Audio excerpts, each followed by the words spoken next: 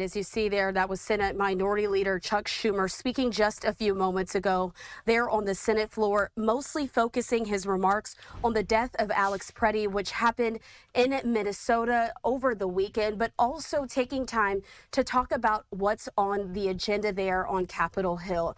He mentioned that the government shutdown is impending if they're not able to have a funding bill that is passed, but ultimately the Department of Homeland Security, that portion is one that he says that Democrats on the Hill are not willing to budge on. And so to talk a lot more about what we're seeing, I want to bring in congressional reporter with the Deseret, Cami Mondeaux. Cami, thanks so much for being with us here on Live Now from Fox. Thank you.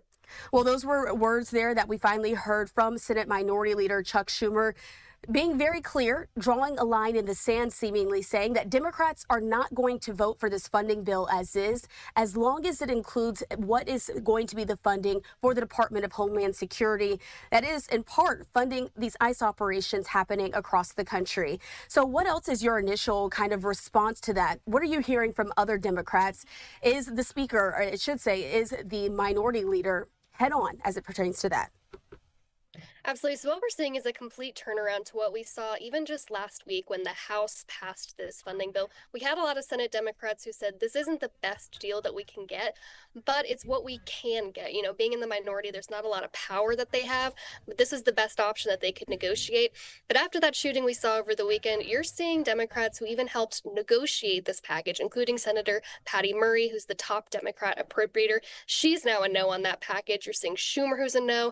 Every single Democrat who has so far said something about this package says they are a no, except for Senator Fetterman, who says he's against funding ICE and DHS, but he does not want to shut down. And so he's the lone defector in the Democratic Party on that side. But right now we are seeing a big coalition on the Democratic side. And so, Cami, I appreciate you for breaking that down. And let's just kind of even skip from what the Democrats are now saying, jumping over to the Republican response to this. Over the weekend, since that latest shooting that happened in Minnesota, many Republicans have been outspoken on social media, some in the House side saying that they would not have voted on this initial bill had they seen if they could forecast what was going to happen in Minnesota over the weekend with Alex Preddy. Are you hearing similar things in the Senate as this is moving towards that goal line? The main thing you're hearing from Senate Republicans is not necessarily that they want to pull out this DHS funding, at least not yet. A lot of them do want investigations and they do want to look into this shooting. They want to look into the oversight of these immigration officers. But so far what we're seeing, especially from leadership and individual senators, is they don't want to risk a shutdown over this. They want to make sure that the remainder of DHS is funded. You know, ICE is only a small portion of that budget that would be passed, but we still have TSA and other Homeland Security agencies that need to be funded under this bill. So as of right now, you're not seeing a lot of Republican appetite to either pull it out or just leave it out completely. So that's kind of the dynamic that we're working with right now. And so as we're still continuing to watch, I want to put up this live vantage point that we have right now as President Trump is there in Iowa. He's going to be making a speech on the economy, but we just heard some remarks there while he was inside of that restaurant. The camera was a lot closer at this time. It does appear that he's now just sort of mixing and mingling with some of the diners there at this restaurant. But the president himself has been outspoken now about this shooting. In fact, as he was leaving the White House, he said this, quote, "I want to see the investigation. I'm going to be watching over it. And I want a very honorable and honest investigation. I have to see it myself." I just wanted to know if you thought that some of his words as he's speaking there on the shooting death of Alex Preddy, whether or not that can sort of influence those in Congress to vote yes or no ultimately on the funding bill.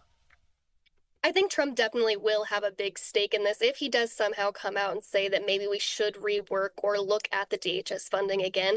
You will see Republicans fall in line that way. So far, the Trump administration has had kind of a back and forth on their reaction here. We saw, Christina and other administration officials at first want to blame Alex Preddy for the situation. Then we saw Trump come out to speak to Governor Walz and Mayor Fry. Since then, the administration has kind of calmed things a little bit. They've pulled some officers out of Minnesota. That's when Republicans started coming out saying they wanted an investigation. I think Trump definitely kind of holds the cards here that if he says we should look at funding in a different way, Republicans would probably fall in line on that. All right. And so it's not only there from President Trump that we're hearing some of these lawmakers respond. I want to put this up on the screen for folks at home as well. This is from Hakeem Jeffries. Of course, he is the House Minority Leader. And he put this out on his social media today, saying Donald Trump must fire Christina immediately, or Democrats will initiate impeachment proceedings against her in the House. We can do this the easy way or the hard way. Of course, all of this coming as the Senate is getting ready to vote on the DHS funding bill. It is interesting timing, all of this coming also on the back of the shooting of Alex Preddy. We also know that just a few minutes ago that Democratic U.S. Senator Tammy Baldwin of Wisconsin, where Alex Preddy grew up and graduated high school from, also spoke out, saying that she supports impeaching Secretary Christina as well. Do we think that this is going to be able to have any legs? We, of course, know that the House is dominated by Republicans, so is the Senate side. Is this something that could even potentially start to be something that's a conversation about there on Capitol Hill? This could start a snowball movement toward that. We do know that Kristi Noem is supposed to be testifying before Congress sometime in March. And so getting this kind of rolling ahead of time could either lead up to that, or depending on how that testimony goes, that could be, the moment that Republicans start to wonder, they only need a couple of them, especially in the House, to say, yes, let's do this. Maybe that could be the moment for this.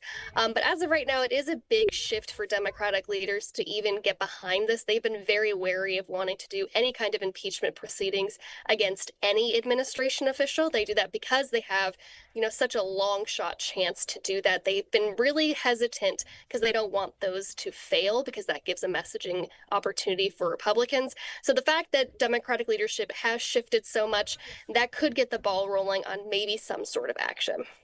And so we do know that Baldwin also said that she would not vote for the DHS funding bill before the Senate without additional accountability measures for U.S. immigration and customs enforcement.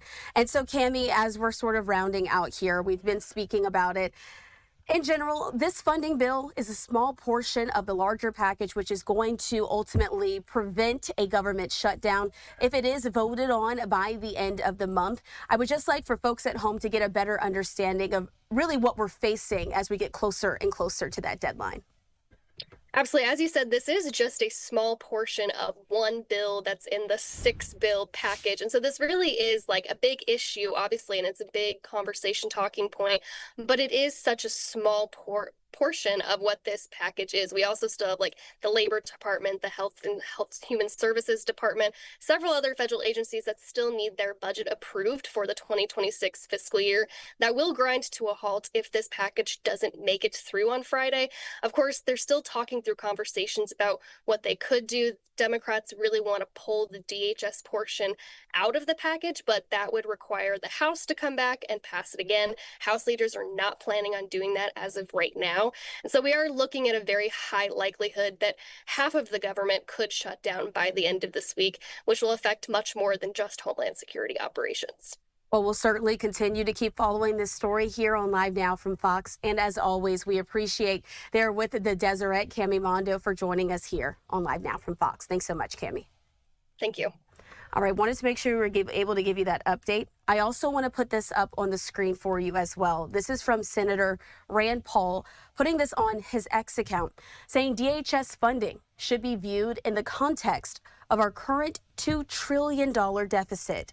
The 2026 spending bill gives DHS $92 billion for this year. Last year, Congress gave DHS an additional $165 billion in advance funding. So even if DHS appropriations were eliminated this year, DHS would still be funded at roughly 180% of their regular level.